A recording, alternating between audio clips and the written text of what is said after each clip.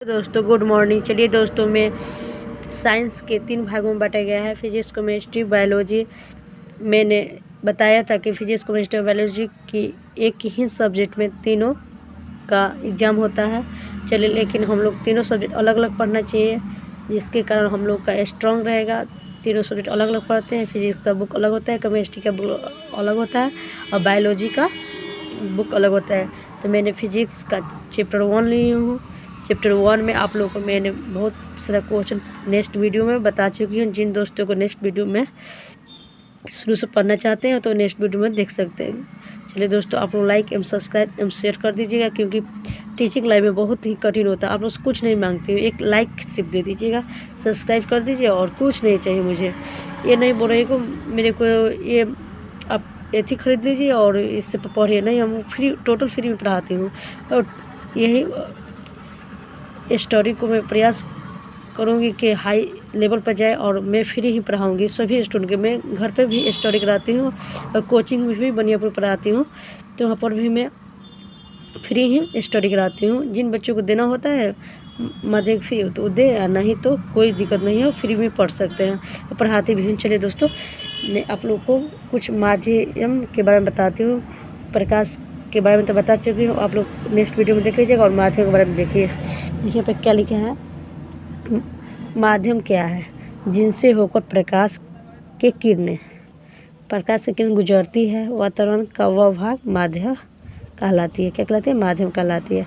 माध्यम कितने भेद होते हैं? तो माध्यम के 3 भेद होते हैं। कितने होते हैं? 3 भेद होते हैं। चलिए, क्या है? पारदर्शी माध्यम, प्रभासी माध्यम, अपारदर्शी माध्यम। पारदर्शी माध्यम क्या होता है? वैसा माध्यम जिनसे होकर प्रकाश की किरण आसानी से आर पार हो जाती है। जैसे मान लीजिए कोई चीज़ है, जैसे प्रकाश की किरण आया, ये प्रकाश सूर्य भगवान हो गए, ये सूर्य भगवान हुए, ये प्रकाश की किरण आर पार कर जा रहा है तो उसको क्या बोलेंगे? आसानी से आर पार कर जा रहा है तो उसको क्या बोलेंगे? पारदर्शी माध्यम कहलाता है। जैसे हवा, पानी, कांच इत्यादि। जैसे मान लीजिए पानी में प्रकाश के तो आर पार कर जा रहा है तो उसको क्या बोलेंगे? पारदर्शी माध्यम कहलाता है। कांच है, कांच में प्रकाश का माध्यम क्या होगा? आर पार कर जाता है। पानी में भी कर जाएगा, हवा में भी कर जाएगा, तो उसको क्या कहेंगे? पारदर्शी माध्यम कहलाता है। चलिए 2 नंबर देखते हैं। प्रभासी माध्यम क्या है? वैसा माध्यम जिनसे होकर प्रकाश के किरणें के समूह का कुछ ही हिस्सा आर पार होता है। देखिए, कुछ ही हिस्सा, मान लो 2 हिस्सा है, इसमें कुछ अटक गया, कुछ इधर आया, कुछ ही हिस्सा आर पार होता है, उसे प्रभासी माध्यम कहलाता है। जैसे तेल लगा हुआ कागज़, तेल का लगा हुआ कागज़ वो प्रकाशित कीजिएगा तो इसमें कुछ इधर ही प्रकाश हो जाएगा, कुछ इधर निकलेगा, तो ये क्या लिखेगा? कुछ समूह का कुछ ही हिस्सा आर पार होता है, उसे प्रभासी माध्यम कहते हैं। चलिए दोस्तों, जैसे तेल के लगा हुआ कागज़ और घिसा हुआ कांच। चलिए नेक्स्ट में आप लोग दिखाती हूँ।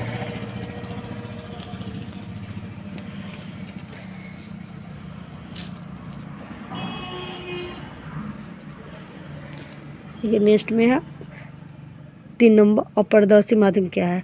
वैसा माध्यम जिससे होकर प्रकाश की किरण नहीं गुजरती, जिनसे होकर ये क्या है? प्रकाश की किरण नहीं गुजरती है, इसी में आकर रह जाती है, गुजर भी नहीं करेगी तो अपारदर्शी माध्यम बोले। जैसे ईंट में प्रकाश, यहाँ पर मतलब ईंट हो गया, यहाँ पर क्या ईंट हो गया, इसमें प्रकाश डालिएगा तो क्या निकलेगा? इधर नहीं निकलेगा, कभी भी नहीं निकलेगा, इधर के इधर यहीं पर रह जाएगा। ये क्या हो जाएगा? अपारदर्शी माध्यम। पत्थर यहाँ पर रख दीजिए, पत्थर में प्रकाश डालिएगा तो प्रकाश यहाँ पर लाइटें ही जलाइए आप लोग, क्या इस पार होगा? कभी भी नहीं होगा। ठीक है, पत्थर क्या? अपारदर्शी माध्यम। दीवार पर टॉर्च मारिएगा तो होगा, कभी भी दीवार हो गया, दीवार पर टॉर्च मारिएगा तो कभी प्रकाश इधर आएगा? नहीं आएगा, तो इसका अपारदर्शी माध्यम हो गया। चलिए दोस्तों, हम देखते हैं प्रतिबिंब क्या है। प्रतिबिंब नहीं, प्रतिबिंब है, इसको हम क्या पढ़ेंगे? प्रतिबिंब क्या है? तो प्रतिबिंब के बारे में हम सबसे अच्छा देखेंगे कि किसी बिंदु स्रोत से आती हुई प्रकाश की किरणें दर्पण से परावर्तन के बाद जिस माध्यम से आती हुई प्रतीत होती है या जिस बिंदु पर मिलती है उसे उस बिंदु स्रोत को प्रतिबिंब कहते हैं। और किसी बिंदु क्या है? किसी बिंदु है से आती हुई प्रकाश की किरण के बाद जिस बिंदु से आती हुई प्रतीत होती है क्या होती है, आती हुई प्रतीत होती है, फिर आती हुई प्रतीत होती है, जिस बिंदु पर मिलती है, जिस बिंदु पर मिलती है उस बिंदु को क्या बोलते हैं, प्रतिबिंब बोलते हैं, आइनिंग बोलते हैं, इसको क्या बोलते हैं, प्रतिबिंब बोलते हैं। चलिए दोस्तों, आप लोग समझ में आ गया होगा, अभी वाला देखेंगे। देखिए यहाँ पर भी बता दिया है, वस्तु है, वस्तु ये समतल दर्पण है, इसको क्या बोलते हैं, समतल दर्पण। ये प्रतिबिंब है, वस्तु है, स्रोत है, स्रोत जा रहा है इधर, ये बताया है। चलिए इसको देखते हैं हम लोग। प्रतिबिंब के कितने प्रकार होते हैं? प्रतिबिंब के 2 प्रकार होते हैं, वास्तविक प्रतिबिंब, रियल, और काल्पनिक प्रतिबिंब, मतलब आभासी प्रतिबिंब भी होती है। जैसे एक लड़का का 2 नाम रहता है, इसी तरह इसका भी 2 नाम है। वास्तविक प्रतिबिंब क्या है? किसी बिंदु स्रोत से आती हुई प्रकाश की किरणें दर्पण से परावर्तन के बाद जिस बिंदु पर वास्तव में मिलती है उसे उस बिंदु स्रोत को वास्तविक प्रतिबिंब कहते हैं। बोल रहा है, किसी भी बिंदु स्रोत से आती हुई प्रकाश की किरणें दर्पण से परावर्तन के बाद जिस बिंदु पर वास्तव में मिलती है, क्या वास्तव में मिलती है, उस बिंदु स्रोत को क्या कहते हैं, वास्तविक प्रतिबिंब कहते हैं। जैसे कोई भी प्रतिबिंब आते हुए वास्तव में मिलती है या फिर वास्तव प्रतिबिंब मिल रही है, इसको क्या कहेंगे, वास्तव प्रतिबिंब कहेंगे। चलिए ये क्या, समतल दर्पण है, ये समतल दर्पण है। ये क्या है, वस्तु है, कोई वस्तु यहाँ से चल रहा है, यहाँ पर रहती है, क्या वास्तव प्रतिबिंब बना रहा है यहाँ पर। चलिए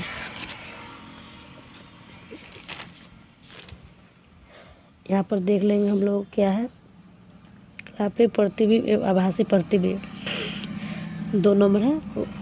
तो किसी बिंदु स्रोत से आती हुई, यहाँ पर 2 लिख लीजिएगा, बात जिस बिंदु से आती हुई प्रतीत होती है उसे उस बिंदु को वास्तविक प्रतिबिंब कहते हैं, उसे उस बिंदु को वास्तविक प्रतिबिंब कहते हैं। जैसे में देखिए, जिस बिंदु से प्रकाश की किरणें वास्तविक रूप से बढ़ती है वस्तु कहलाती है।